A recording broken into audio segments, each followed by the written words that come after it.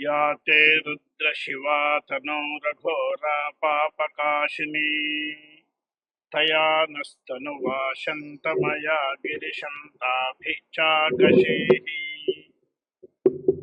अभिचाकशीः. సర్వప్రథమం ఈ మంత్రోచ్చారణలో ఉండే ఉచ్చారణ విశేషాన్ని ఒకదాన్ని చెప్తాను. హరిహి అన్నప్పుడు రేఫ ఇకారముల తర్వాత విసర్గలు ఉంటాయి, అందువల్ల హరిహి అనాలి. కానీ ఎక్కడైనా హకారము ఇకారము వచ్చినట్లయితే అది విసర్గగా పలకకూడదు, దాన్ని హి అని అనాలి. ఇప్పుడు మనం ప్రకృతం చెప్పిన మంత్రంలో అభిచాకషీహి అని హకార ఇకారముని ఉచ్చరించాలి. చాలామంది ఏదో చెప్తూస్తున్నారు. ఈ విషయాన్ని నేను మనందరం కూడా శివోపాసన చేసేవాళ్ళము, శ్రీరుద్రాన్ని నిత్యము జపించే వాళ్ళం కాబట్టి మన నుండి అట్టి వర్ణ వికారము జరగకూడదు అనే దృష్టితో ఈ విషయాన్ని మీ ముందు ఉంచుతున్నాను. శంతమయా గిరిశంతాభిచాకషీహి అని చెప్పాలి, కానీ విసర్గల్లాగా వదిలేయకూడదు. మా హిగుంసీహి అన్నట్లుగా వదిలేయకూడదు. ఇక్కడ ఇది విసర్గలు కావు, అకార ఇకారం. నమః పార్వతీపతయే హర హర మహాదేవ్. శంకర భగవత్పాదులు మనందరికీ చక్కటి సాధనను చెప్తూ, నాయనా నీకు ఏ సాధన చెప్పినా మనస్సుతో సాధించాలి. ఈ మనస్సు నీ చేతిలో లేదు, నీవు మనస్సు చేతిలో ఇరుక్కున్నావు. ఆ మనస్సు ఎటు ఎటు తిప్పుతున్నదో నీకు తెలియదు. అది ఎన్నో చోట్లకి తిప్పుతున్నది. ఎసటికి తిప్పుతున్నదో ఆ అన్ని చోట్లకి పోతూ చాలా ఆయాసపడుతున్నావయ్యా. అతః ఈ తిరిగేటువంటి అలవాటు కలిగిన మనస్సుకు దాని అలవాటును వదలమంటే వదలదు, అందువల్ల దాన్ని తిప్పుతూనే ఉండాలి. ఆ మనస్సు ఎలా ఉంటుంది? ఎక్కడ రుచికరమైన వస్తువు ఉన్నది అని చూస్తుంది. అది ఒక పక్షి. ఆ పక్షి ఎక్కడ మధురమైనటువంటి పండ్లు ఉన్నాయి, ఏ చెట్టు బాగా దృఢంగా ఉంటుంది, శాశ్వతంగా ఉంటుంది, ఏ వరదలో వస్తే కొట్టుకుపోకుండా ఉంటుంది అని చూచి అక్కడ ఒక చక్కటి గూడుని ఏర్పాటు చేసుకుంటుంది. దానిలో తన సంసారం అంతా ఉంచుకోవచ్చు, తను సుఖంగా రాత్రిపూట నిద్రించవచ్చు. పక్షులకు ఒక నియమం, పశువులకు నియమం ఉంది, పక్షులకు నియమం ఉంది. నియమం లేని వాడిల్లో మనుష్యుడు ఒకటి. అందరికీ నియమాలు ఉన్నాయి. పక్షులకు నియమం ఏంటంటే, ఎన్ని కష్టాలు వచ్చినా సూర్యాస్తమయం అయితే భూమి మీదకి రావు. సూర్యాస్తమయం అయింది అంటే ఎక్కడో ఒక చెట్ల మీద తలదాచుకుంటే మళ్ళా తెల్లవారేంత వరకు భూమి మీదకి రావు. సర్వావా ఇయం వయోభ్యో నక్తం దృశేదీప్యతే తస్మాదిమాం వయాగుంస నక్తం నాధ్యాసతే. ఈ భూమి మీదకి ఏ పక్షి వచ్చి కూర్చోదు, ఎగిరేవన్నీ కూడా చెట్ల మీదే కూర్చుంటాయి. అలా చెట్టు మీద కూర్చుండే స్వభావం కలిగినటువంటి ఓ పక్షి రూపమైన మనస్సా, మీకు నేను చక్కటి ఒక మంచి అటువంటి ఒక గూడును చూపిస్తాను. ఏమిటా గూడు? శంకర పాద పద్మయుగళీ నీడే విహారం కురు. శంకర పాద పద్మయుగళీ నీడము అని దానికి పేరు. నీడ అంటే గూడు, ఘోసల అంటారు కదా. శంకర పాద పద్మయుగళీ నీడ.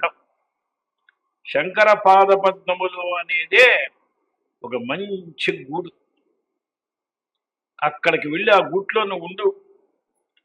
మరైతే ఆ చెట్టు మంచిదేనా, ఏ గాలైనా వస్తే పడిపోయేదా అని కదా నీ శంక.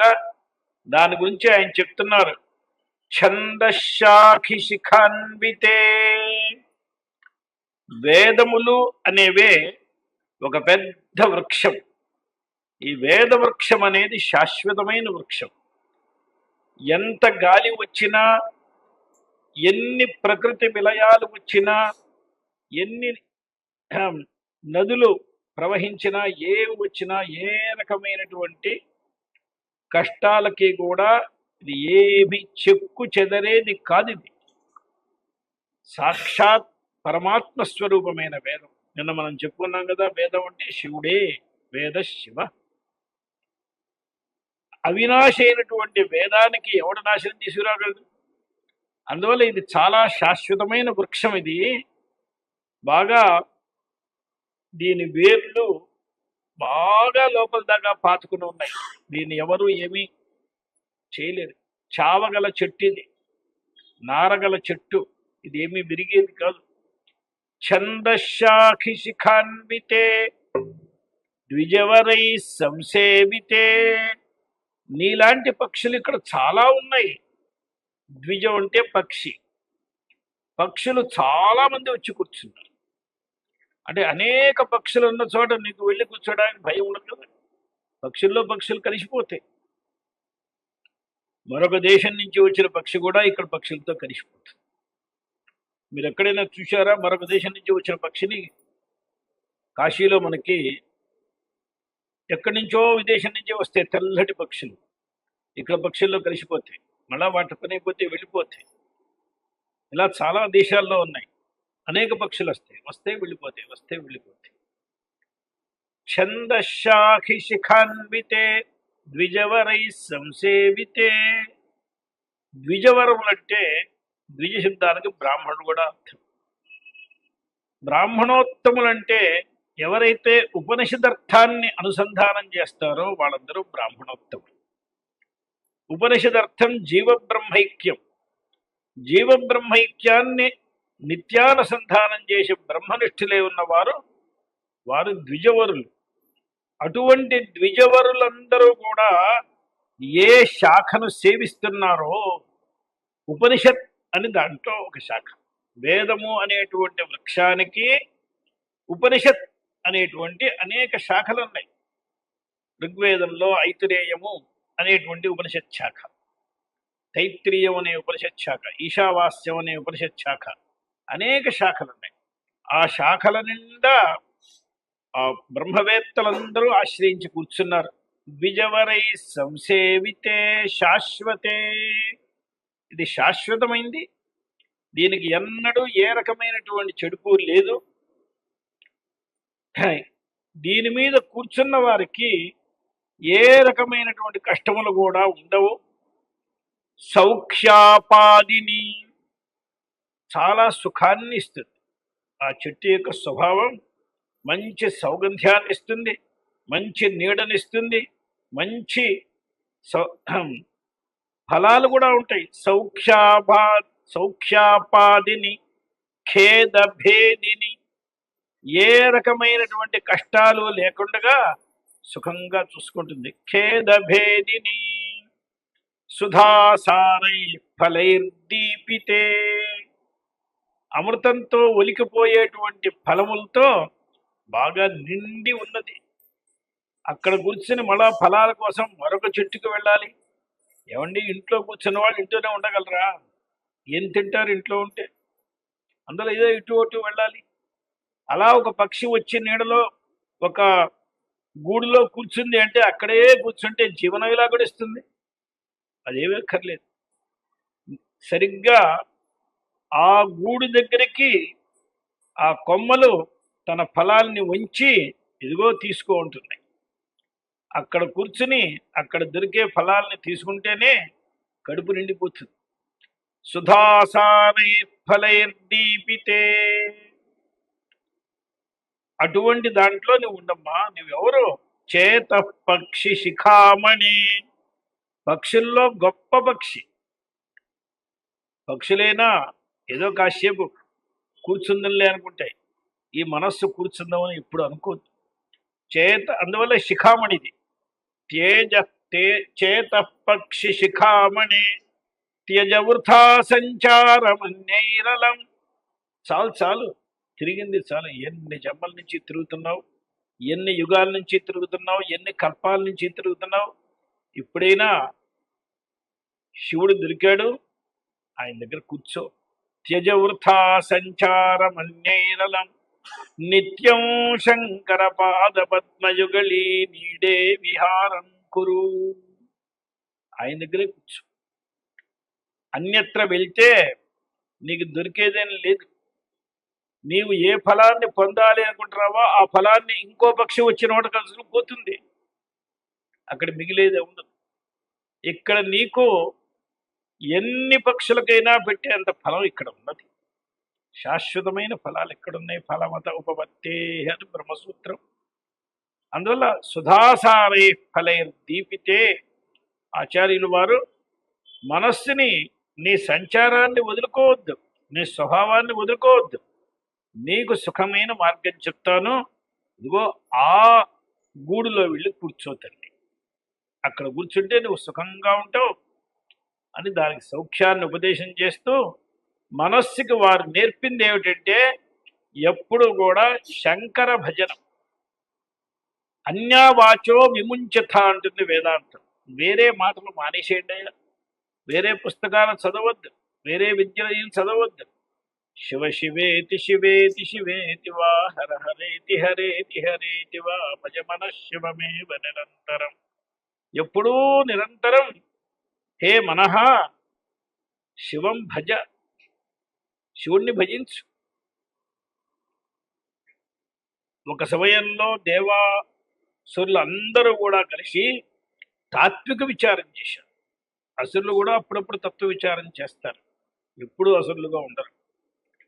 ఆ తత్వ విచారం చేసినప్పుడు వాళ్ళందరూ కూర్చుని తీర్మానం చేసుకున్నది ఏమండి, సదా ఉపాస్యుడైన వాడు సదాశివుడు ఒకడే అని వాడు తీర్మానం చేసుకున్నారు. ఏ ఏ కారణాలతో తీర్మానం చేశారంటే వారి వారి అనుభవాలు. ఏదైనా ఒక విషయం తీర్మానం చేయడానికి వారి అనుభవమే కావాలి. దేవాసులు అందరూ కలిసి సముద్ర మథనం చేసిన విషయం జగవరికిన విషయం. ఆ సముద్ర మథనం చేసినప్పుడు వాళ్ళు అమృతం కోసం సముద్రాన్ని మదించడానికి చాలా కష్టపడ్డారు.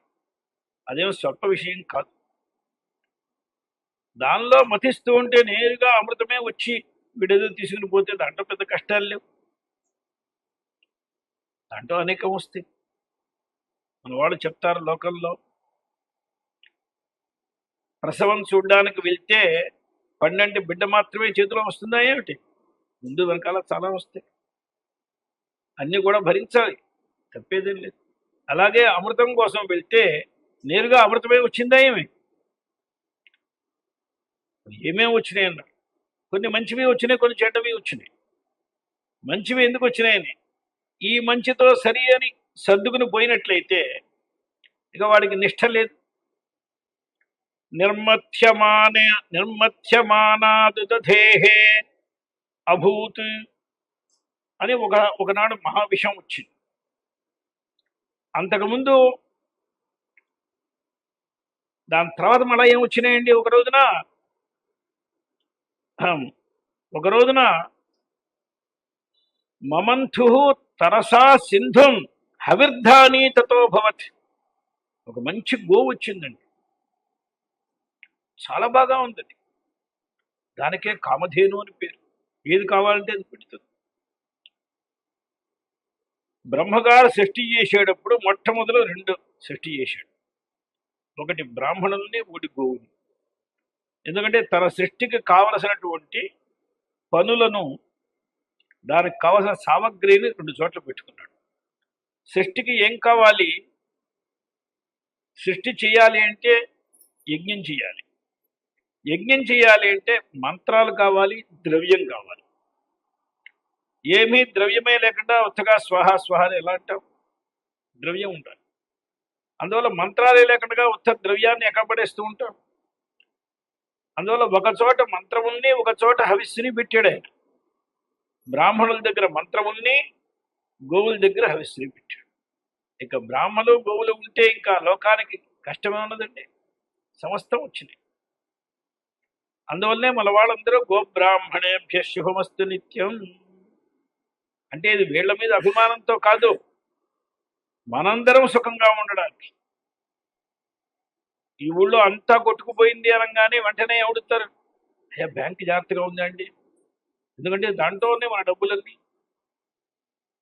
అలాగే దేశం మొత్తానికి, ప్రపంచం మొత్తానికి, సమస్త భువనాలకు కూడా బ్రాహ్మణులు, గోవులు ముఖ్యమైనవి. ఏకత్ర వేదాహ అన్యత్ర హవీంషి. అందువల్ల హవిర్ధాని వచ్చింది. ఆ గోవు వచ్చిన వెంటనే దానికి అగ్నిహోత్రి అని పేరు. ఆ గోవుకి ఋషులందరూ అయ్యా మేము యజ్ఞయాగాలు చేసుకోవడానికి మాకు చాలా సాధనంగా ఉంటుంది వాళ్ళు తీసుకున్నారు. దేవతలందరూ అయ్యా మీరు యజ్ఞయాగాలు చేసుకోండి అని ఉద్దేశం. వెంటనే ఒక గుర్రం వచ్చింది, ఉచ్చైశ్రవస్సు అనే పేరుతో. దానిలో బలిచక్రవర్తి ఇది నాకు చాలా బాగా ఉంది, తెల్లగా ఉంది, ఎత్తుగా ఉంది, బాగా పంచకళ్యాణి, ఇది నాకు కావాలన్నాడు. వెంటనే దేవేంద్రాదులందరూ ఇప్పుడు మనం చిన్న చిన్న విషయాల్లో తగాదా పడకూడదని వదిలేశారు వాటి. తస్మిన్ బలి స్పృహాంచక్రే. అలాగే వెంటనే ఒక పెద్ద ఐరావతం వచ్చింది, దానికి 4 దంతాలు ఉంటాయి, పెద్ద ఏనుగు వచ్చింది. దాన్ని ఇంద్రుడు తీసుకున్నాడు. కౌస్తుభం వచ్చింది. నారాయణ అన్నాడు నా రంగుకి సరిగ్గా ఉంటుందయ్యా, మీరందరూ చాలా తెల్లగా ఉన్నారు, ఈ మణి పెట్టుకుంటే మీకు శోభగా ఉండదు, నాకైతే చాలా శోభగా ఉంటుందని కౌస్తుభాన్ని ఆయన తీసి పెట్టుకున్నాడు. ఇక తస్మిన్ హరిస్పృహంచక్రే పారిజాతం వచ్చింది. ఇంద్రుడు మా ఇంట్లో నాడుతూ ఉన్నాడు. ఈ రకంగా అప్సరస్సులు అనేక మంది వచ్చారు. తతశ్చావిర్భూత్ సాక్షాత్ శ్రీరమా భగవత్పరాని. ఆ రమ వచ్చింది. వచ్చిందే నారాయణ కోసం వచ్చింది, నారాయణ దగ్గరికి వెళ్ళింది. ఇలా అనేకం వచ్చే వాటికి అందరూ వారు ఇది నాకు కావాలి, ఇది నాకు కావాలన్నవారు. ఒకసారి ఉదధేరభూతి మహోల్బణం హలాహలం, విషజ్వాలలతో భయంకరమైనటువంటి విషం వచ్చింది. వస్తే ఎవడు నాకు కావాలని లేదే, గోచీలు ఊడిపోయినటువంటి స్థితి తెలియలే. ఏ దిక్కుగా దిక్కుకు పరిగెత్తారు. పరిగెత్తుతుంటే ఇది ఏమన్నా వదులుతుందా, వెంటబడుతున్నది. వాళ్ళందరూ ఏమన్నారు? దేవతలందరూ వేసి దేవదేవ మహాదేవ భూతాత్మన్ భూతభావన త్రాహిన శరణాపన్నాన్ త్రైలోక్య దహనాద్విషాత్. హే ప్రభో పరమేశ్వర నీవే కాపాడాలయ్యా అన్నారు. మరి ఇందాక నుంచి ఇన్ని వస్తూ ఉంటే ఒక్కళ్ళు కూడా కనీసం చూపించలేదే. ఆ మాటని ఈయన మనస్సులో పెట్టుకోలేదే. పోయా కౌస్తుభం వచ్చినప్పుడు నేనేమైనా, పారిజాతం వచ్చినప్పుడు నేనేమైనా అన్నాడా ఏమిటి? నిజానికి రక్షించే వాళ్ళకి ఇవన్నీ గుర్తు ఉండవు. ఏదో కారణంతో రక్షించేవాళ్ళు ఆ రోజున నేనేమైనా, నేనేదో నువ్వేం కోపం పెట్టుకోకు, మాటకు మాత్రం చెప్తున్నా అని ఒక మాటనే ఒప్పజెప్పి తర్వాత ఏదైనా చేయదలుచుకుంటే చేస్తాడు. ఆ మాట అనకుండా చేస్తాడా? కానీ భగవంతుడు దేవదేవ మహాదేవాని దేవతలందరూ ఉన్నారు. మహాదేవాని మనం అనలేదు. దేవతలందరూ కలిసి మాలో సరైనటువంటి మాహాత్మ్యం గలవాడివి నీవేనయ్యా. ఏమిటి మాహాత్మ్యం అంటే ఏమిటి? డబ్బులు ఉండడం మాహాత్మ్యమా? చాలా రూపం ఉండడం మాహాత్మ్యమా? మాహాత్మ్యం అంటే ఎదుటివాని తప్పులని లెక్కించక కష్ట సమయంలో అథవా సుఖ సమయంలో వాడితో వెంట ఉంటూ ఉండడమే ఇది మహాత్మ్యం. ఇది ఎవరికి ఉంటుందండి? ఈ మహాత్మ్యం ఉన్నవాడు కాబట్టి దేవదేవ మహాదేవ భూతాత్మన్ భూతభావన త్రాహిన శరణాపన్నాన్ త్రైలోక్య దహనాద్విషాత్ అని వాళ్ళందరూ ఒక మాట అన్నారు. నీ ఒక్కడవేనయ్యా మాకు శరణం అన్నారు. ఈశ్వరుడు అయ్యా మీకు పిల్లలు పెళ్ళాం పాప ఇల్లు వాకిళ్ళు ఉన్నట్లు నాకేం లేవా అంటే ఈ విషయానికి వచ్చే వాటికి నేనా గుర్తుకొచ్చింది అని అనుకుంటామో. త్వమేక సర్వజగతామీశ్వరో బంధమోచన, నీ ఒక్కడవేనయ్యా ఈశ్వరుడివి. మేమందరం పేరుకి ఈశ్వరులం, కార్యానికి ఈశ్వరుడు. ఎవడైతే రక్షిస్తాడో వాడు ఈశ్వరుడు. తంత్వా అర్చయంతి కుశలాహ, మరైతే నేనే ఈశ్వరుణ్ణి అయితే మీ ఇళ్లలో ఇంతవరకు శివార్చన జరుగుతున్నదా అని ప్రశ్నిస్తే వాళ్ళు సమాధానం చెప్తున్నారు. నాయనా, మంచి కుశలులైన వారు, చాలా నేర్పరి గలవారు నిన్నే పూజిస్తూ ఉంటారయ్యా. కానీ మేమంతటి నేర్పరులం కాలేదు. ఈ కష్టం వచ్చిన తర్వాత నీ దగ్గరికి వచ్చాము, ఇక పైన నిన్ను మరవగలమా అని. తంత్వార్చయంతి కుశలాహ, ఎవరైతే శివ పూజ చేస్తారో వారే కుశలురు అని చెప్తున్నారు. కౌశలం ఏమిటి? మనిషిలో సామర్థ్యం ఏమిటి? సామర్థ్యం ఏమిటంటే బల్ల కొద్ది నా దగ్గర ఇంత డబ్బు ఉందని చెప్పడం సామర్థ్యం కాదు. శివ అని అంటాం సామర్థ్యం. అందువల్ల తంత్వార్చయంతి కుశలాహ ప్రపన్నార్తిహరం శివం. అందువల్ల వాళ్ళందరూ ఏమన్నారంటే దృష్ట్వా కౌస్తుభమప్సరో గణమపి ప్రక్రాంతామిథో గీర్వాణాః కతివాన సంతి భువనే భారా దివః కేవలం. చాలా మంది దేవతలు ఉన్నారండి. 33 కోట్ల దేవతలు ఉన్నారు, ఒకళ్ళు ఇద్దరు కాదు. 33 కోట్లని పేరు, అవన్నీ గణాలు ఉన్నాయి. ఇంకా చాలా మంది ఉన్నారు, వాళ్ళని మనం లెక్కించలేము. ఏ దేవాహ దివి ఏకాదశస్థ పృథివ్యాం ఏకాదశస్థ. అందువల్ల ఒక్కొక్క చోట 11 కోట్ల గణాలు ఉన్నాయి. ఇంతమంది గణవులు ఉంటే అందరూ కౌస్తుభాన్ని చూసి అప్సరాన్ని చూసి వాళ్ళు ఇది ఎవరు సంకలో పెట్టుకుందామా ఎవరి జేబులో పెట్టుకుందామా అని చూసే సమయంలో ఎవరు కూడా మరొకళ్ళ గురించి చింతించలేదే. కానీ శివుడు కౌస్తుభం వస్తే తన ఆసనం నుంచి కదలలేదు, అప్సరస్సులు వస్తే తన ఆసనం నుంచి కదలలేదు, పారిజాతం వస్తే కదలలేదు, విషం వస్తే కూర్చోలేదు, వెంటనే తీసుకున్నాడు. అందువల్ల గీర్వాణ కతివాన సంతి భువనే భారాదివ కేవలం స్వర్గానికి భారభూతులండి వారు. ఏదో శివుడు అలంకారానికి వాళ్ళందరినీ పెట్టి కూర్చున్నాడు. భారాదివ కేవలం ప్రక్రాంతే గరలే ధృతే సురగణే. ఎప్పుడైతే హలాహలం వచ్చిందో దేవతలందరూ తలో దిక్కుకు పారిపోయినారో దిక్కులేని వాళ్ళకి ఎవరండి దిక్కు? సానందమానందవనే వసంతం ఆనందకందం అని మనం చెప్తున్నాం కదా. అనాథనాథం. అందరూ తలోపక్కన పారిపోయినారు. ఏమయ్యా ఇంద్ర అంటే నువ్వెవరో నాకు తెలియదని పారిపోతున్నాడు, మాట్లాడే స్థితిలో లేడు. ప్రక్రాంతే గరళే ధృతే సురగణే నిశ్చేష్టితే విష్టపే. మొత్తం భువనం అంతా నిశ్చేష్టితమైపోయింది. ఏం జరగబోతుందని ఏం తెలియలే. ఒక్కసారి ఈశ్వరుడు వచ్చాడు, ఎవ్వరూ ఏమీ కంగారు పడకండి, అందరూ సావధానంగా ఉండండి, అందరూ నా వంక చూడండి అని ప్రసన్నమైన ముఖంతో శుద్ధ స్ఫటిక సంకాశుడైనటువంటి ఈశ్వరుడు నీలకంఠుడిగా దర్శనమిచ్చాడు. విషయం ఎక్కడ ఉన్నదో అడ్రస్సే తెలియలే, ఇది ఏమిటి స్వప్నమా అని తెలియలే, ఏమిటని తెలియలే వారికి. ఏమైందండి ఇక్కడ ఏదో ఉండేది, ఏమీ లేదు మీ పని మీరు చూసుకోండి అన్నాడు. చేసిన పనిని చెప్పేవాడు కూడా కాదు. మా భయిష్టే గిరా విరాస ధుర్యో దేవస్తమే వస్తు మహా, అటువంటి వారు కదండి. అటువంటి ఈశ్వరుణ్ణి తలచక వేరే ఎవరిని తలుచుకుంటాం మనం?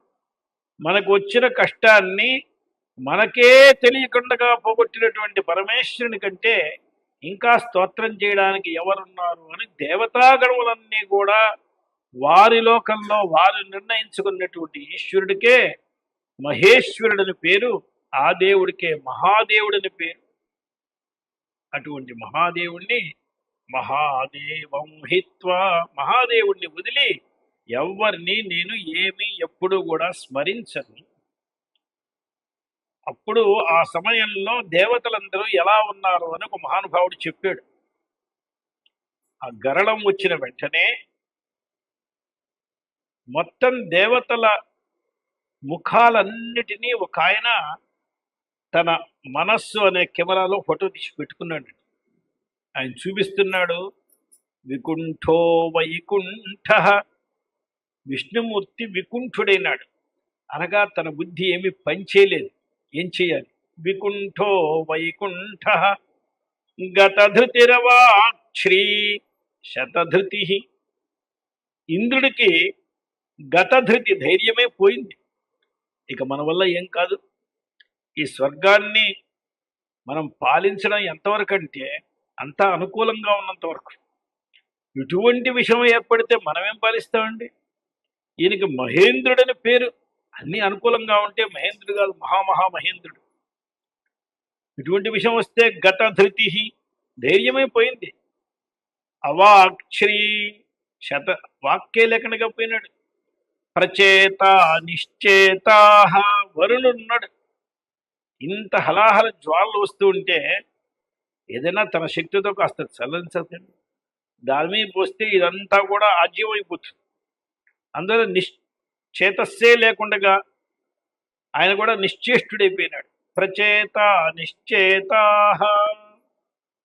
నిభృత మఘవా నాస్త మఘవ కృతాంతో భూతాంత, భూతాంత మృత్యు అనుకున్నాడు. నేను అందరికీ మృత్యువని నేను ఇంతవరకు గర్విస్తున్నాను, నాకు మృత్యు ఉన్నదని ఇప్పుడే తెలిసిందన్నాడు ఆయన ఆ హలాహలాన్ని చూసి. ఇది నా పని అయిపోయింది, ఇదే చివరి క్షణం అని ఆయన అనుకున్నాడు. కృతాంతో భూతాంతో భసిత భవనం విశ్వభవనం, చతుర్దశ భవనాలు కూడా వెలవెలపోయినాయి. ఇక మనం భస్మం అయిపోయినాం, ఇక మనం లేవు అని అందరూ నిశ్చయించుకున్నారు. విలోలే కాలోలే శివ శివ భవానేవ శరణం. అప్పుడు ఎవరండి గతి? అన్ని సుఖాలు వస్తూ ఉంటే, ఏదో వీరింట్లో వివాహం జరుగుతోంది, మేళతాళాలు జరుగుతున్నాయి, అందరూ పాటలు పాడుతున్నారు, అందరూ గంతులు వేస్తున్నారు అంటారు. నేనేనండి సంబంధం చూపించాను, నేనేనండి వాళ్ళకి వీరికి సంధానం చేశాను. ఏదైనా తేడా చేస్తే వాళ్ళ వాళ్ళ ప్రారంభం అండి, దాంట్లో వీడిదేం కాదు. కానీ భగవంతుడు అలా అన్నాడా ఏమిటి? అందువల్ల శివ శివ భవానేవ శరణం. ఎవరు మహాత్ములైన వాళ్ళు ఇప్పుడు లోకంలో ఎవరి దగ్గరికి వెళ్తే, అయ్యా మీరు ఈ దేవుణ్ణి పూజించండి, ఆ దేవుణ్ణి పూజించండి, చాలా పెద్ద పెద్ద ప్రవచనాలు చెప్తూ ఉంటారు కదా. వాళ్ళందరి స్థితి ఏమిటని చూశాం కదా. భవానేవ శరణం. అందువల్ల ఆయన ఒక్కడే శరణం. మనకి ఏదైనా సామర్థ్యాలు ఉంటే మన సామర్థ్యాలతో మనం బతుకుతూ ఉండవచ్చు. ఏ సామర్థ్యము లేని వాడికి ఎవడు ఉద్యోగం ఇస్తాడండి? నౌకరీ చాకరీ చేయడమే చేతకాని వాడికి ఎవడన్నం పెడతాడు? కనీసం నౌకరీ చాకరీ చేసుకోవడానికి ఉండాలి కదా. ఈయన అట్టి వాళ్ళందరినీ పోషిస్తాను అని పెట్టి కూర్చున్నాడు. అట్టి వాళ్ళందరినీ పోషించడానికి ఈయన దగ్గర ఏం పెట్టుకున్నాడన్నారు. ఏం పెట్టుకోవాలి? అన్నపూర్ణమ్మని పెళ్లి చేసుకున్నాడు. ఎందుకంటే ఏం కావాలండి? ఏరి కోరి తపస్సు చేసి పెళ్లి చేసుకున్నాడండి. ఇకనే ఏం రాలేదు. పరస్పర తపస్సంపత్ ఫలాయత పరస్పరవు అని కదా. అంటే కేవలం అమ్మవారు మాత్రమే తపస్సు చేసి ఆయన దొరికాడని అర్థం కాదు. ఈయన కూడా చాలా తపస్సు చేశాడు. అప్పుడే ఆవిడ దొరికాడు. ఎందుకు అన్నపూర్ణని పెళ్లి చేసుకున్నాడు? మరి ఆయన భక్తులందరూ కూడా వీళ్ళే.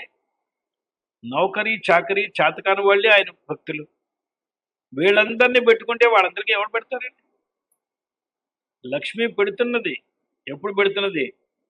నేను ఇవాళ ఇంత సంపాదించుకొచ్చాను, ఒకడు వచ్చి 10,000 రూపాయలు ఇచ్చారంటే ఇగో 100 రూపాయలు తీసుకెళ్ళు అని అంటుంది. ఇదిగో నేను ఇంత సంపాదించుకొచ్చానంటే ఇంత పట్టుకెళ్ళు, నేనేమి సంపాదించరాలేదు, నా ముఖం చూపించకు, దరిద్రుడిగా పో. వాడికి లక్ష్మి ప్రసన్నమవుతుందా? కానీ మన అన్నపూర్ణ అలా అంటుందా ఏంటి? ఆకలి అని ఉన్నవాడిని అందరికీ అన్నం పెడుతుంది. నువ్వు ఏం తెచ్చావురా అని అడుగుతుందా? మన చేతిలో భిక్షాపాత్ర లేకపోతే అది కూడా ఇచ్చి పెడుతుంది. అటువంటి మహత్తల్లి ఆమె ఎందుకు అలా చేస్తున్నదన్నారు. ఇలా చేస్తే శివుడికి చాలా తృప్తి అనే దృష్టితోనే చేస్తుంది. శివుడికి సంతృప్తికరమైన పని చేసి ఆమెకు కూడా అదే తృప్తి, ఆయన సంతృప్తి కావడమే తృప్తి. అందువల్ల నాకు ఏ రకమైనటువంటి సామర్థ్యము లేదు. స్మృతౌ శాస్త్రే వైద్యే శకున కవిత గాన ఫణితౌ. కొంతమంది ధర్మశాస్త్రాలు చదువుకుని ఊళ్ళో వాళ్ళు ఎవరైనా ఏమండి మాకు ఈ సంకటం వచ్చింది ఏం చేయాలి అనగానే ధర్మశాస్త్ర గ్రంథాలు చూసి మనుస్మృతి, పరాశర స్మృతి, యాజ్ఞవల్క్య స్మృతి, ధర్మసింధు, నిర్ణయ సింధు పుస్తకాలు తీసి ఏదో చెప్తారు. దాంతో వాళ్ళకి ఏదో దక్షిణ కోలుతాయి, వాళ్ళ జీవనం తెలుగు. నాకు ఏ స్మృతులు తెలియవు, నాకు దక్షిణ ఓడిస్తాడండి ఊళ్ళో. శాస్త్రాలు కొంతమంది చదువుతారు, పెద్ద పెద్ద శాస్త్రాలు చదువుతారు, వాళ్ళకి దక్షిణలు వస్తాయి. నాకేమి శాస్త్రాలు రావు. కొంతమంది వైద్యాలు చేస్తారు, ఏమీ రోగం లేకపోయినా కూడా భయపెట్టేసి తీసేసుకుంటారు. ఒక ఆయన అన్నాడు, యముడు వైద్యుడు ఇద్దరు ఒకేసారి వస్తే ముందర ఎవరికి నమస్కారం పెట్టాలన్నారు. ఎందుకంటే యముడు ప్రాణాలు మాత్రం తీసుకువెళ్తాడు, వైద్యుడు ఏం చేస్తాడంటే ప్రాణాలు తీసుకెళ్తాడు, ధనం కూడా తీసుకెళ్తాడు. కాబట్టి రెండింటికి వెళ్ళేవాడు యముడికి యముడు, వైద్యుడు తక్కువ వాడు కాదు. అందువల్ల వీళ్ళకి ఏదో ఇంత రోగం ఉంటే అంత రోగం వచ్చి ఎవరో నాకు చెప్పారు, ఏమండి షుగర్ వచ్చిన వాళ్ళని తినద్దు అంటారు, మీరు విని నమ్మద్దన్నారు. ఎందుకండి అన్నా, అవేమి తిరగకుండా ఉంటే కానీ షుగర్ పెరగదు, అవన్నీ తింటే షుగర్ తగ్గిపోతే వాళ్ళకి వ్యాపారం లేదు కదా, అందువల్లే తినద్దని చెప్తున్నారు అన్నారు. కూడా నిజమై ఉండొచ్చు. అందువల్ల వైద్యం మనకి రాదు. స్మృతౌ శాస్త్రే వైద్యే. కొంతమంది శకున శాస్త్రాలు చెప్తారు. మీకు ఏం ఎదురొచ్చింది, అయ్యా కుక్క ఎదురొచ్చింది, ఎట్నుంచి పోయింది, ఎంత దూరంలో ఎదురొచ్చింది, ఏదో చెప్పి దాంట్లో దక్షిణ తీసుకుంటారు. మరి నాకు శకున శాస్త్రాలు తెలియవు. కవిత సొంతము చాలా కవిత్వాలు చేస్తారు, ఏదో మెప్పు పొందుతారు, అవి తెలియవు. కొంతమంది చాలా బాగా పాడతారు, పాడడం రాదు. స్మృతౌ శాస్త్రే వైద్యే శకున కవిత గాన ఫణితౌ. పురాణ భట్టారకులు ఉంటారు కొంతమంది, అనేక పురాణాలు చెప్తూ ఉంటారు. శివపురాణం చెప్తారు, విష్ణు పురాణం చెప్తారు. ఏ పురాణాలు చెప్పడం నాకు చేత కాదు. కొంతమంది మంత్రాలు చెప్తారండి, చాలా పెద్ద పెద్ద మంత్రాలు. తేలు మంత్రం, జర్రి మంత్రం, చాలా మంత్రాలు, మహామంత్రాలు ఉండనే ఉన్నాయి. ఈ మంత్రాలు కూడా ఉంటాయి, బెరుగు మంత్రం, ముణుగు మంత్రం, చాలా మంత్రాలు. పురాణే మంత్రేవ. కొంతమంది స్తోత్రం చేస్తూనే ఉంటారు, కొంతమంది నృత్యాలు చేస్తారు, కొంతమంది పరిహాసం చేసి అందరినీ నవ్వించి అయ్యా మా వల్ల కాదనంగానే ద్విగుణం దక్షిణ అని చెప్పి విడిపోతారు. దేంట్లోనూ నేను చతురుణ్ణి కాదు. స్మృతౌ శాస్త్రే వైద్యే శకున కవిత గాన ఫణితౌ. పురాణే మంత్రే వా స్తుతి నటన హాస్యేష్వచతుర. దేంట్లోనూ చాతుర్యం లేదు. మరి ఏ రాజులు నన్ను గౌరవిస్తారు? ఎక్కడికి వెళ్ళి ఉంటాం? కథం రాజ్ఞాం ప్రీతిర్భవతి మయీ. మరి నా దగ్గరికి ఎందుకు వచ్చావరా? అయ్యా, ఏ కళ లేనటువంటి, ఏ సామర్థ్యము లేనటువంటి పశువుని నీవే కదా పాలించేది, పశుపతివి. అందుకోసం నీ దగ్గరికి వచ్చాను. కోహం పశుపతే పశుం మాం సర్వజ్ఞ ప్రథిత కృపయా పాలయ విభో. ఏ రకమైన సామర్థ్యము లేనివాడు శివుణ్ణే అంటిపెట్టి ఉండాలి. మనకి ఏ రకమైన సామర్థ్యము లేదు అనే విషయం నిజానికి మనకి తెలుసు, బయటికి ఒప్పుకోము, అది వేరే విషయం. ఏదో నాకు ఆ సామర్థ్యం ఉంది, ఈ సామర్థ్యం అని బొంకించి చెప్తూ ఉంటాము. కానీ ఎవరి అంతరంగానికి వాళ్ళకి తెలియదా ఏమి? అందువల్ల అంతరంగంలో భజవన శివమేవ నిరంతరం, శివుణ్ణి భజించాలి. ఎప్పుడూ కూడా భజించేటప్పుడు ఆయనను అనన్య భావన చేయాలి. ఇంతకంటే నాకు వేరే ఏ దైవము లేదు. ఆచార్యులు వారంటారు, అకంఠే కలంకాతి. ఎవరి కంఠమందు కలంకం అంటే నైల్యము లేదో అట్టి దైవం నాకు స్వప్నంలో కూడా రావద్దు. అకంఠే కలంకాతి అనంగే భుజంగాతి. ఎవరి శరీరమందు పాములే లేవో ఆ దైవం నాకు వద్దు. అనంగే భుజంగాత్ అపాణౌ కపాలాత్. ఎవరి చేతిలో బిచ్చమెత్తుకుండేందుకు పుర్రె ఉన్నదో ఆ దైవమే నాకు కావాలి. అవయా, ఆయనే బిచ్చం ఎత్తుకుంటే నీకేం పడతాడే అంటే, బిచ్చం ఎత్తుకుండే వాడికి తెలిసండి దాని మహాత్మ్యం ఏమిటో. కడుపుండా అన్నం తినేవాడు ఏ రోగం వచ్చిందిరా అని అడుగుతాడు. ఆయన కపాలంలోంచి తీసి అక్షయ పాత్ర ఆయన దగ్గర ఉంది, అందరికీ పెడతాడు. అందువల్ల అపాణవు కపాలాత్ అఫాలే అనలేక్షణాత్ అఫాలేనలేక్షణాత్. ఎవని ఫాలంలో, ఎవని ముఖమందు తృతీయ నేత్రం ఉన్నదో ఆయనే గతి నాకు. అమౌలవు శశాంకాత్. ఎవరి యొక్క జటాజూటమున చంద్రుడు వెలిగిపోతున్నాడో ఆయనే నాకు గతి. అవామే కలత్రాత్. వామభాగమందు ఎక్కడ గౌరీ ఉన్నదో ఆయనే నాకు దైవం. అహం దైవమన్యన్నమన్యే నమన్యే. అకంఠే కలంకాదనంగే భుజంగాదపాణౌ కపాలాదఫాలేన లేక్షణాత్ అఫాలేన వేక్షణ అనలేక్షణాత్ అమౌలౌ శశాంకాదవామే కలత్రాదహం దైవమన్యన్నమన్యే నమన్యే. వేరే దైవాన్ని నేను ఎప్పుడు స్మరించను. నారద భక్తి సూత్రాల్లో అన్నారు, భక్తి అంటే అనన్యమైన స్వరూపంతో చేసేదే భక్తి నాయన. ఏదో ఈ దేవుడు అవసరమా, ఆ దేవుడు అవసరమా, అవసరమైతే కాశ్యపు ఇన్ని కాశ్యపు ఆయనైతే అది భక్తి కాదు. ఏది వచ్చినా, పాల ముంచినా నీళ్ల ముంచినా నీవే అని చెప్పేది. అన్యాశ్రయాణాన్ త్యాగ అనన్యత అని నారద భక్తి సూత్రం. అన్యాశ్రయాన్ని త్యజించాలి. ఎవ్వరి ఆశ్రయం అక్కర్లేదు. సర్వాశ్రయుడైనటువంటి శివుడు నాకు ఒక్కడ ఆశ్రయం ఉన్నాడు చాలు. ఇది పశుపతి అంటే. పశువు అంటే ఎవరన్నారు? ఎవరి నాకే కళ్ళు లేవు, నేను గడ్డి తినను, నాకు తోక లేదు, నాకు కొమ్ములు లేవు, నన్ను చూసి పశువు అంటారేమిటి అని అనుకోకూడదు. పశువు అనే శబ్దానికి అర్థం ఏంటంటే, వాడు వేరు నేను వేరు అనుకునే వాడిని పశువు అని ఉపనిషత్తు చెప్తున్నది. అన్యోసవు అన్యోహం. భేదం ఎక్కడ ఉంటే వాడు పశువు. భేదం లేనివాడు పశువు కాదు. భేదం ఉన్న వాళ్ళందరికీ కూడా భేదాన్ని పోగొట్టేటువంటి ఈశ్వరుడే పశుపతి. ఇది పశువు అని దాని అర్థం. అన్యోసౌ అన్యోహమస్మీతి నసవేద యథా పశు.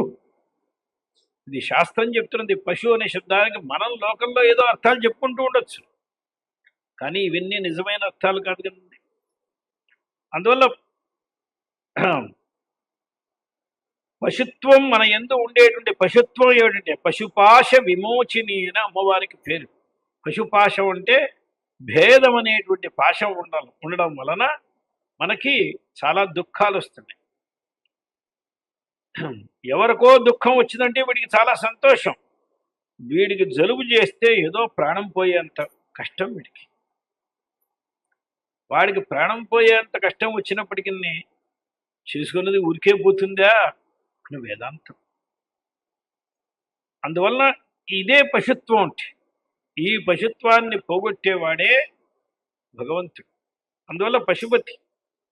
ఆచార్యులు వారు అన్నారు ఒక చోట, అయ్యా కోట్ల దేవతలు ఉండనివ్వండి, వాటి గురించి మేము లెక్కించం. సహస్రం వర్తంతే జగతి విబుధాః. విబుధులంటే దేవతలు. దేవతలు కోట్ల కొలది ఉన్నారండి. సహస్రం అనే దాని అర్థం అనంతం అని అర్థం. అనంతమైన దేవతలు ఉన్నారు. వారందరూ లెక్కించి నీవు ఎంత చేసావయ్యా అని 10 సార్లు అడిగి దానికి లెక్క వేసి కూడి తీసివేసి ఎచ్చవేసి భాగించి అది చేసి ఇది చేసి నీకింత ఫలము అని వారు నిర్ణయించి తూచి ఇస్తారు. బంగారాన్ని తూచేవాడు కూడా కొద్ది ఎవరిపాటుగా ఉంటాడో భగవంతుడు మాత్రం ఎవరిపాటుగా ఉంటాడు. అలా తూచి ఇచ్చే వాళ్ళ దగ్గరికి మనం ఏం చేస్తామండి? మనం ఏమన్నా చేయగలమా? మనం ఏ కర్మానుష్ఠానం చేయగలం? అందువల్ల వాళ్ళని పట్టుకోవడం వ్యర్థం. సహస్రం వర్తంతే జగతి విబుధాః క్షుద్ర ఫలదాః. మరి నమన్యే స్వప్నేవా, వారందరినీ నేను స్వప్నంలో కూడా తలుచుకోను, నాకెవరు వద్దు. తదనుసరణం తత్కృత ఫలం హరిబ్రహ్మాదీనామపటి నికట భాజామసులభం. వారి దగ్గర ఉండి వారింట్లో పనిచేసి వారికి అంతరంగా పనిచేసే వాళ్ళకే వాళ్ళు లెక్క పెట్టిస్తున్నారండి. వాళ్ళు కూడా ఎప్పుడైనా అవసరమైతే ఈయన దగ్గరికి వచ్చి తిరుగుతున్నారు. హరిబ్రహ్మాదీనామపి నికట భాజామసులభం చిరయ్యాచే శంభో తవ పదాంభోజ భజనం. హే శంభో, నీ పదాంభోజ భజనాన్నే నేను అపేక్షిస్తాను తప్ప నాకు వేరే ఏమీ అక్కర్లేదు. నీ పదాంభోజ భజనం చేసినందువలన ఎరా నీకు కడుపు నిండిపోతుందా, నీకు అన్ని కోరికలు తీరిపోతాయా అని ఎవడైనా అడిగినట్లయితే, నాయనా కోరికలు ఉన్నవాడికి తీరడం కష్టం, ఆ కోరికలే నశించిపోతే శివుణ్ణి ఎవడైతే భజిస్తాడో వాడి హృదయంలో ఎన్నడూ కోరిక అనే బీజము మొలకెత్తదండి.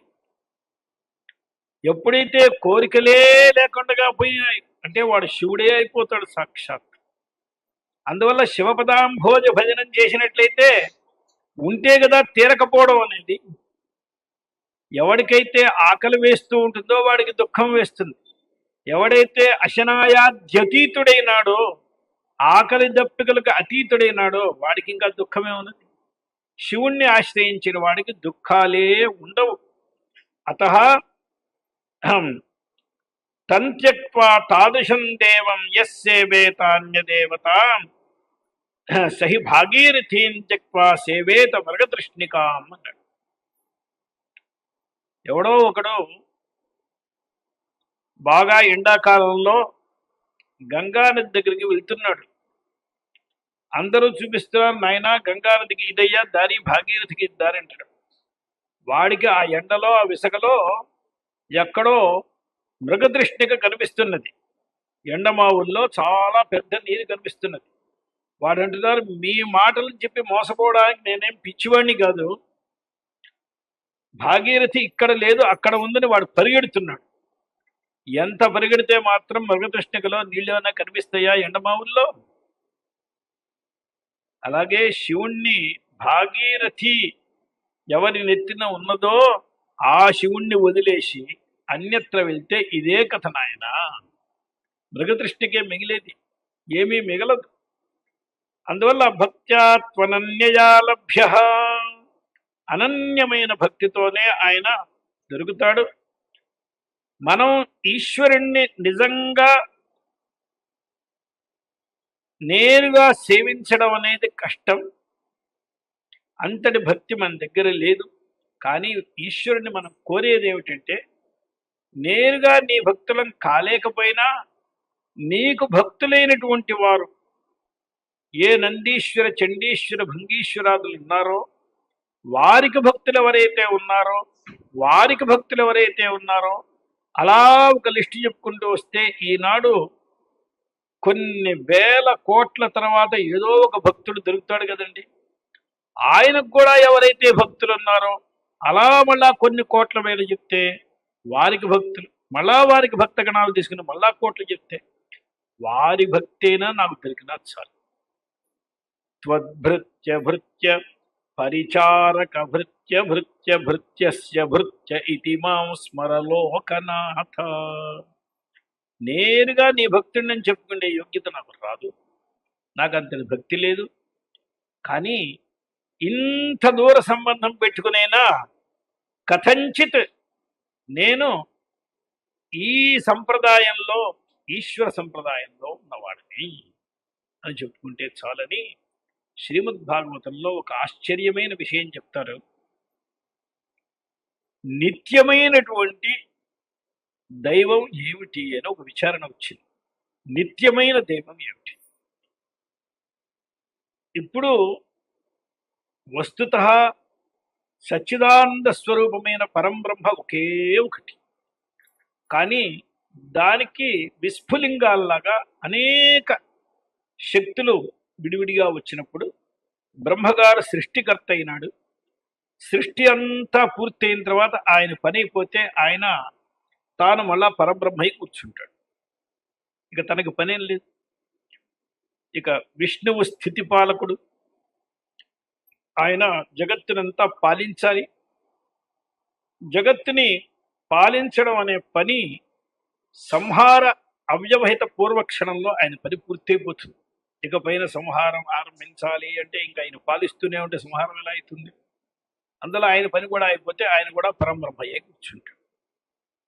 ఇక మన శివుడు ఉన్నాడే, ఈయనకి సంహరించాలి. సంహరించడం అంటే ఏమిటంటే తనలోకి అంతా తీసుకోవడం అని అర్థం.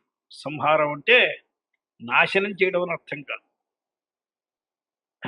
గుడ్డల వ్యాపారం చేసుకునేవాడు మూటలో గుడ్డలు కట్టి వ్యాపారం చేసుకునే చోట అంతా పరుస్తాడు. అందరి కళ్ళకి రంగురంగులు తెలుస్తూ ఉంటే కానీ కొనరు. వ్యాపారం అంతా అయిపోయి చీకటి పడిపోయిన తర్వాత అంతా మళ్ళా కట్టుకుని నెత్తిన పెట్టుకుని పోతాడు.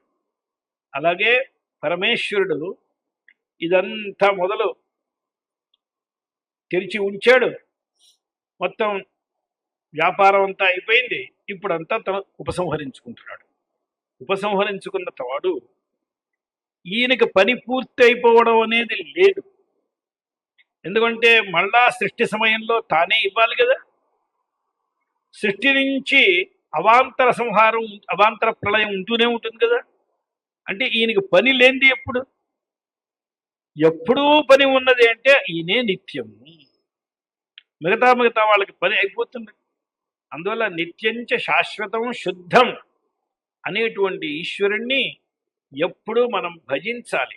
ఈశ్వరుడి కంటే భజించదగినటువంటి వేరే దైవం లేదు అని చెప్పడానికే నారాయణుడికి సహోదరి అయినటువంటి అమ్మ గౌరీ పార్వతి తపస్సు చేసి పంచాగ్ని మధ్యంలో ఉండి ఆ శివుణ్ణి కోరి మనందరికీ కూడా ఆమె జగజ్జనని చెప్పిన మాట ఏమిటంటే ఈ శివుణ్ణి భజించండి రా అని చెప్పింది. ఆమె తల్లి మనకి నేర్పిన విద్య ఏమిటంటే శివ భజనము. అందువల్ల శివ శివేతి శివేతి శివేతి వా హర హరేతి హరేతి హరేతి వా భజ మనఃశివమేవ నిరంతరం. సాంబ సదా శివ సాంబ సదా శివ సాంబ సదా శివ సాంబ శివ సాంబ సదా శివ సాంబ సదా శివ సాంబ సదా శివ సాంబ శివ.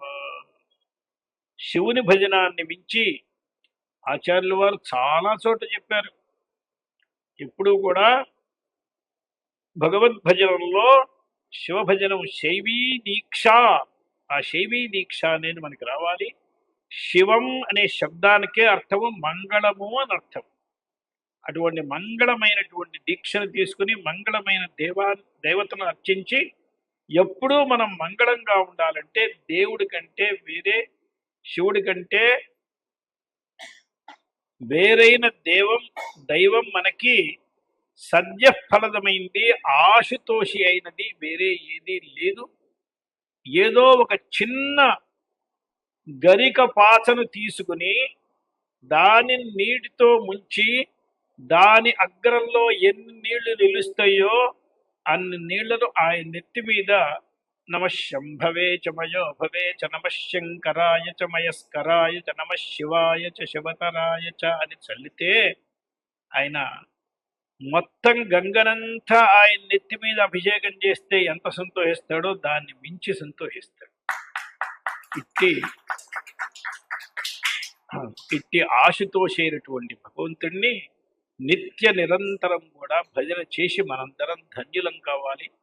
అందువల్లే మన వాళ్ళు చెప్తారు, జన్మకు ఒక శివరాత్రి నాయన. యద్యపి ప్రతి సంవత్సరం వస్తుంది, మరి జన్మకు ఒక శివరాత్రి అంటే అర్థం ఏంటిది? పై శివరాత్రి దాకా మన జన్మ ఏముందో తెలియదు కదండి. అందువల్ల జన్మకు ఒక శివరాత్రి అంటే మరొక అర్థం ఉందండి. నిజంగా శివరాత్రి పూజ గనక చక్కగా చేసినట్లయితే మరా జన్మ లేదు. ఒక శివరాత్రితో వాడు అజన్మ అయిపోవచ్చు, జన్మ లేనివాడు కావచ్చు. ఇది అర్థం దీనికి. జన్మకు ఒక శివరాత్రి అంటే ఒక శివరాత్రిని వాడు సఫలంగా దాన్ని సార్థకం చేసుకున్నాడు అంటే ఇక వాడికి జన్మే లేదు. ఈనాడు మనకి ఇక్కడ చాలామంది భక్తులు ఇచ్చేసి ఉన్నారు. చాలా గోదావరి గంగా తీరం నుండి పెద్ద పండిత కుటుంబం నుండి చక్కటి మహాత్ములందరూ వచ్చారు. వారందరూ పరంపరగా శివభక్తులు. పుడుతూనే అంటే అర్థం పుట్టకముందే వారికి కాశీ భక్తి, శివభక్తి. కాశీ విశ్వేశ్వరుడు కాశీలో ఉన్నాడు అనేది ప్రసిద్ధం. కానీ చాలా ఊళ్ళల్లో దక్షిణ కాశీ అని, ఉత్తర కాశీ అని వాళ్ళ గ్రామాల్లో చెప్పుకుంటుంటారు మా దక్షిణ కాశీ అని. కొన్ని ఇళ్లల్లో కూడా వెళ్ళి కాశీ విశ్వనాథుడు ఉన్నాడు. ఊళ్ళు కాదు, ఇళ్లల్లో కూడా వెళ్ళాడు. కొంతమంది హృదయాల్లో కూడా కాశీ విశ్వనాథుడు ఉన్నాడు. ఎవరి హృదయాల్లో కాశీ విశ్వనాథుడు ఉన్నాడో అక్కడే వారే విశ్వనాథుడు. అట్టి వారందరూ కూడా ఇవాళ మనకి సభలో ఉండడం చాలా బాగా ఉన్నది. శివ భజనమే చేసుకుని మనందరం తరించాలి అనేది సారాంశం. నమః పార్వతీ పతయే హర హర మహాదేవ్.